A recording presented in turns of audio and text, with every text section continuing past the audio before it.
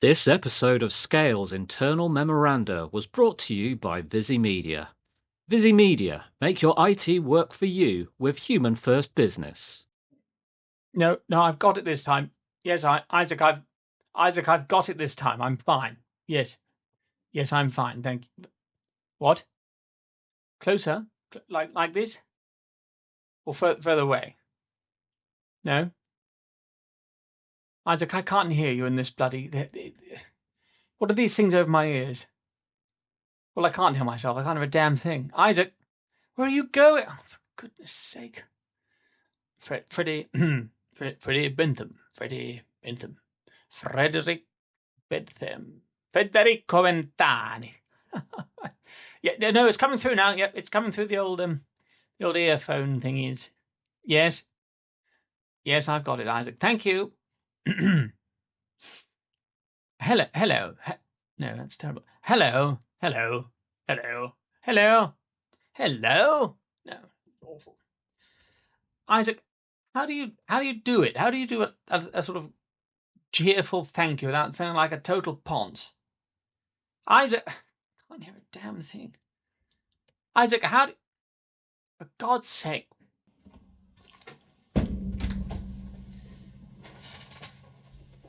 Isaac, how do you not sound like an idiot? You often don't sound like an idiot. All right, I'm going. I'm bloody going. It was a manservant, not a bloody man-eating lion. Bloody man. Right. Yes, I'm there. Right. What do you mean? I don't need to say hello, just go straight into it. Really? Okay, fine. The Society Correctional Association for I can't say the word ludicrously. Can we go again? Oh, just keep going, right? Okay. The Society Correctional Association for Ludicrously Extreme Situation. Scales. Internal Memoranda. Freddie Bentham, the 7th of September, 1879. Weighing Scales. Well, hello there, doting journalite, reader of yarns and enthusiast of the fantastical. On this buxom carousel of delights, my benighted colleagues and I shall regale you with hilarious stories, scarcely believable experiences, and fruitsome woes aplenty.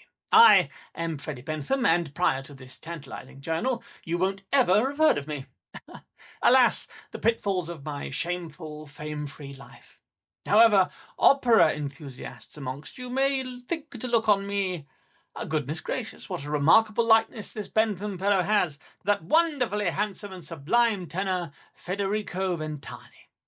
Well now, how observant you are. By the time this memoir emerges into the main thoroughfare of messy, gossip-ridden civilian life, I'm sure I'll either be infamously dead or vibrantly alive, glitteringly thriving, and my secret will be known publicly. And no doubt I'll have a hugely popular column in the Telegraph. Well, who knows? So why are you reading my words, my warnings? For what on this miserable earth might a world-famous opera singer be lecturing you? Fear, good fellows. Cold, isolating, metallic fear. A new, to me at least, sort of fear whose subtle, frosty prickles gently creep up behind you and blow coolly across the back of your neck. For reasons that by now will be abundantly clear to anyone reading this in the public sphere, I have had several years to contemplate the rise of these new automata, those from Miss Ada Lovelace, for instance. The machines coming out of Miss Lovelace's factories represent something beyond progressive initiatives I've endorsed publicly and privately for decades gone by. It will not surprise anyone who has followed Federico Ventani's public donations, private investments, or looked into my official business practices.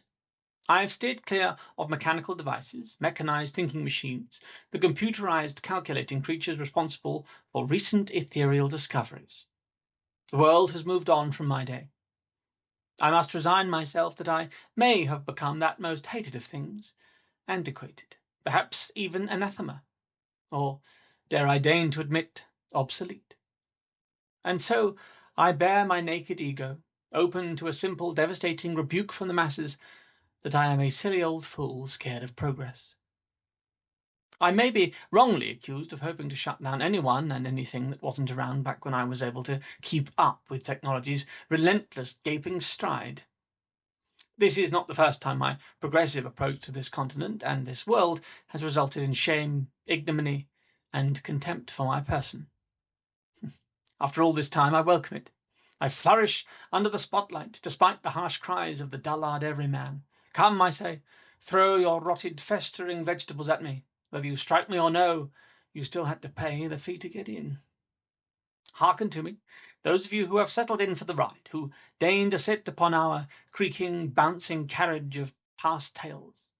Scales is not, nor shall we ever decay into an anti-progressive, charlatan-endorsing imperialist hub, an authoritarian safe spade for faces carrying dictators. I celebrate the future of our technological pursuits. I salute the innovators and the inventors, the tinkerers and the technologists. I also appreciate the ethicists. I highly regard those who endeavour in our European schools to discover consensus on our future practices, standards, and ideals.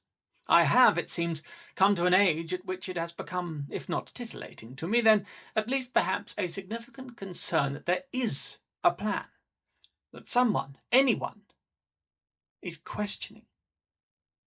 Where should boundaries be drawn? Now, I accept I am wholly unqualified to contribute to this particular field of study, but my interest, and indeed my sphere of concern, exists in this world for myriad reasons. My relative ignorance in methods by which a greater understanding can be sought ought not preclude my nor my friends' involvement in the topic's conceptual argument. Despite my penchant for the creative arts over the practices of the law, my opinion of technological ethics need not be idly dismissed. I have become convinced of the need to establish an investigative network.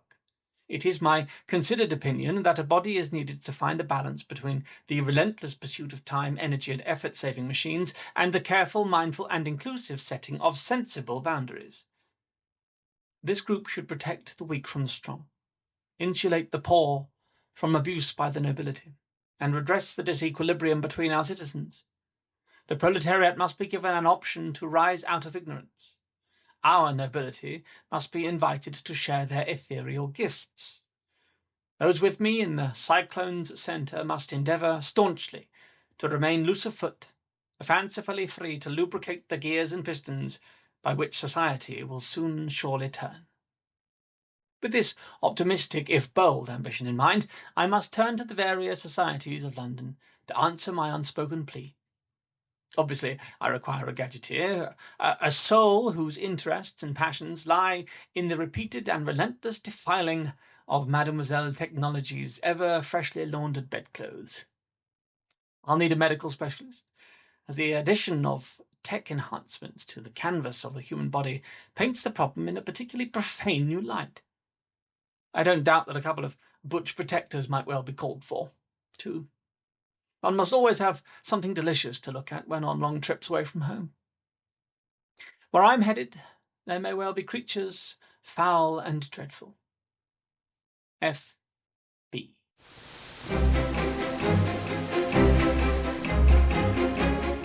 Freddie Bentham, the 14th of September, 1879. Pinching Isaac's Aster. To begin my search, I pursued my sawbones. After several failed meetings, and having softly pawed down various dead ends, I heard tell of a charming and renowned medical practitioner, one Adelaide Astor. Naturally, I'd heard of the Astor family, but never specifically of the latest daughter, Adelaide. Apparently she'd recently joined the Thaumaturgical Guild, and hoping to surpass her current clientele of débutantes and prima donnas, Miss Astor hoped to greatly expand her craft. Naturally, I foresaw that Astor's experience in surgical age-defiance would be useful, and from the accounts of my various informants, I understood that her ambition was bordering on the ferocious. Meeting Astor was a surprise. She was an impish, girlish sort of Eldarin, with a sharp eye and cheekbones sharper still.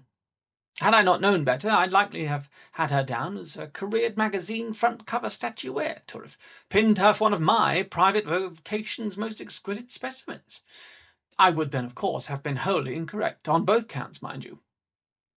Imagine my glee to find that not only was Asta game for the chase, but she had in her employ one Mr. Isaac Wiseman, Esquire.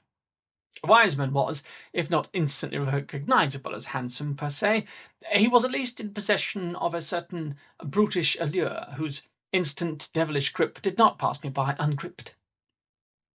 They formed an unlikely pairing, Asta and Wiseman. I'll not deny it. I was instantly impressed with the keen rapidity with which they addressed me, and agreed to join my clandestine endeavours. Next, having procured the good medic and her somewhat unexpectedly intuitive chum, nay butler, nay accomplice, nay protector, nay shoeshine, nay caddy, nay tailor, nay manservant, I needed a crack shot. Luckily, the part of London in which Asta and Wiseman resided was the daylight hours drinking hole of a chap I'd been put on to some weeks before. Owing to the speed at which we were compelled to hurry through the endeavour, we collected Mr. Silver from a nearby tavern and continued onward. I'd been put on to Silver by a mutual chum, and had been told that were I to bring on a man who might not ask difficult questions, yet whose openness to an honest day's wage for a hard day's graft was highly reputed, I needn't look far further than one Mr. Richard Silver, Esquire, former gunslinger for the 2nd Battalion of Her Majesty Queen Victoria's 3rd South Essex Riflemen. Richard, who customarily goes by the moniker Dick, oh do please grow up, cheeky, was a stern-looking fellow. Indeed, Messrs. Silver and Wiseman may surely have had some superb double act on any one of a number of foul European opium dens, darksome doors. I imagine that together they might easily, and indeed highly successfully, bar one's entry to any covert door to which they were jointly assigned. Alas, for a simpler life.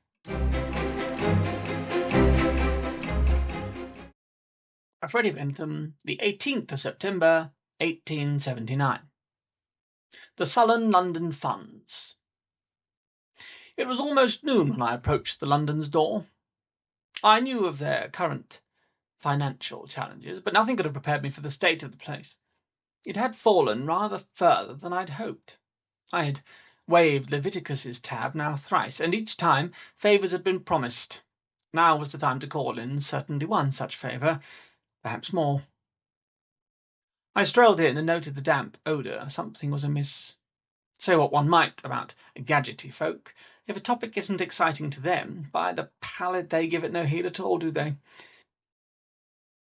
Whilst waiting in the drawing-room, I set a window ajar. The air may yet pull the damp from the nose, not least while I'm forced to be calling in favours. The Londons were not bad people. Sybil had always been courteous, despite her son-in-law's frequent errors of judgment. She had always tipped my drivers well, and had been exceedingly grateful at my keeping her informed of Leviticus's various and increasingly worrisome pursuits. She had herself paid for many of his redemptive and restorative evenings in my establishments. I was sad to see Sybil, at least, reduced to this kind of low dealing, to have me, of all people, at her door. I had done what I could to minimise the chatter, but no doubt someone would notice my strolling off with one of Sybil's progeny in tow. Maybe if they gave me one of the younger ones, we could escape unscathed, unnoticed, unreported. The newsfolk these days had become like little mosquitoes, ever buzzing around the place, looking for nobles and celebrities to slip or faint, or fall otherwise into some stoic or pathetic paroxysm. We made the obligatory pleasantries, and with the eldest son for some reason out of the picture, they presented one Miss Cassidy. A strange-looking girl. I'd barely noticed her before they'd unceremoniously shoved the poor thing forwards. If you squinted, you could see she had a pleasant face and a gleam in her eye, but you had to really look for it. Luckily, she made no fuss on her abrupt and, so far as she knew, unremunerated conscription. Not so much as a squeak. I remain hopeful that our bonny new mouse may yet have some little bite. Time, it seems, may surely tell. F.B.